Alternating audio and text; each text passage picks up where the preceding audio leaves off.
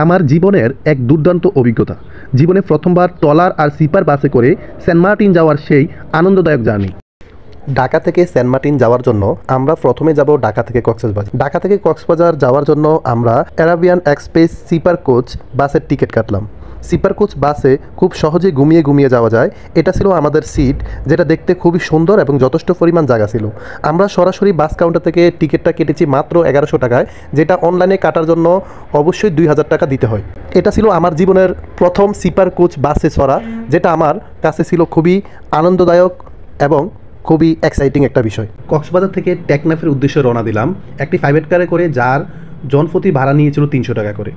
আমার মাইক্রোর পিছনে বসলে বমি হয়, তাই আমি ড্রাইভারের পাশে বসেছিলাম। এতে করে কক্সবাজার থেকে টেকনাফ যাওয়ার সময় যেন প্রতিটা দৃশ্য খুব ভালোভাবে দেখতে পারি। রাস্তার ডান দিকে সমুদ্রের পানির প্রত্যেকটা ঢেউ যেন আমাদের আনন্দটুকু আরও কয়েক গুণ বাড়িয়ে দিল। বাম দিকে প্রাকৃতিক সৌন্দর্য, নিখুঁত আঁকাবাঁকা রাস্তার গঠন, সুপারি গাছের মনোমুগ্ধকর দৃশ্য, বড় বড় রিসোর্ট, সব মিলিয়ে এই দৃশ্যটুকু ছিল খুবই মনোমুগ্ধকর, আনন্দদায়ক, অতুলনীয় সৌন্দর্য, যা সত্যিই আমার মন ছুঁয়ে গেছে। আমার জীবনে প্রথমবারের মতো ট্রলারে করে টেকনাফ থেকে সেন্ট মার্টিন যাচ্ছিলাম। ট্রলার ছাড়ার কথা ছিল 2টা বাজে, যদিও 2 ঘন্টা লেট করেছে।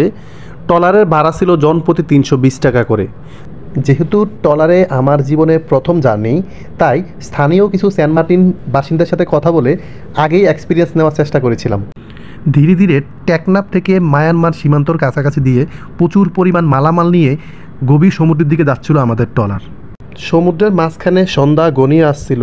ট্রলারে যাওয়ার সময় একটা বিষয় আমার কাছে খুব ভালো লেগেছে, এখানে মহিলারা সম্পূর্ণ এক সাইডে এবং সেন্ট মার্টিনের প্রত্যেকটা মহিলাই পর্দা করেছিল, এবং এই জিনিসটা আমার কাছে সত্যিই অসাধারণ লেগেছে।